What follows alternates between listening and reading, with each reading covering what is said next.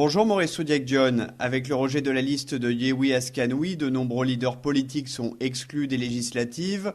Va-t-on, selon vous, vers un scrutin faussé ou tronqué? Naturellement, c'est des élections qui vont être tronquées parce qu'en réalité, le droit électoral, les procédures électorales, considérations juridiques de forme, ne servent qu'à encadrer au mieux le processus électoral afin de permettre l'expression la plus fidèle et la plus sincère de la volonté populaire.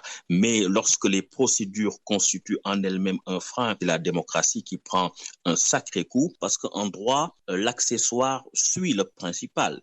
Donc déjà, une liste où les titulaires sont invalidés pour laisser la place aux suppléants, ça pose déjà problème. Encore que la loi électorale ne parle jamais de pluralité de listes. Il n'y a pas une liste des titulaires et une liste des suppléants. Il y a une liste composée de candidats titulaires et de candidats suppléants. Donc, cette division de la liste qui est opérée par le Conseil constitutionnel pose problème. Pourquoi laisser les suppléants pour invalider la liste des titulaires alors que le Conseil constitutionnel aurait pu faire l'inverse? Les membres de Yewwi Askanui ont remis en cause l'impartialité du Conseil constitutionnel qui a suivi le point de vue du ministère de l'Intérieur. Cette remise en cause de l'indépendance du Conseil, elle est fondée, selon vous? Tout cela crée une impression de manipulation des règles du jeu, d'autant plus qu'on a eu toujours cette suspicion de l'administration quant à assurer la transparence des élections. On a eu ce problème depuis 1996 avec les élections locales de cette année et on était sorti de cette impasse avec la création de l'ONEL en 1997 et la nomination de ministre de l'Intérieur sans coloration partisane. Aujourd'hui, le processus électoral sénégalais semble reculer 25 ans en arrière.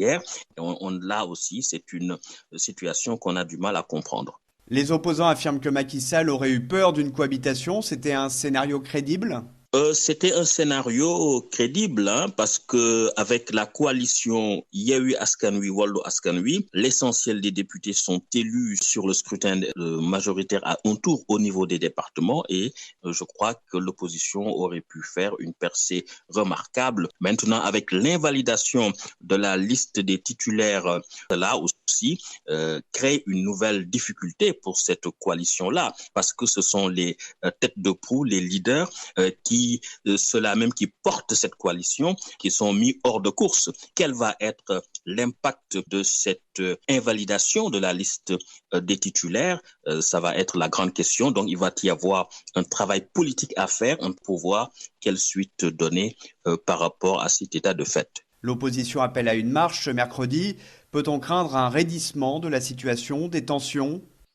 C'est possible, cela n'est pas à exclure. L'opposition semble déterminée, semble entrer dans une phase de radicalisation. Il faut dire également que dans l'analyse du système politique sénégalais tel qu'il fonctionne depuis 1962 à peu près, on se rend compte que les constructions du pouvoir personnel durent à peu près 8 ans. Donc le président Sall a atteint son seuil de tolérance à l'autoritarisme.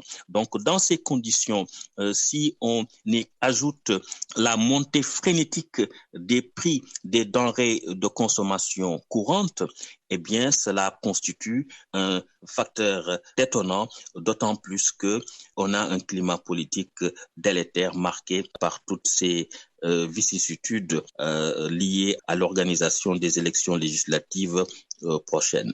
Merci Maurice Soudiak-John.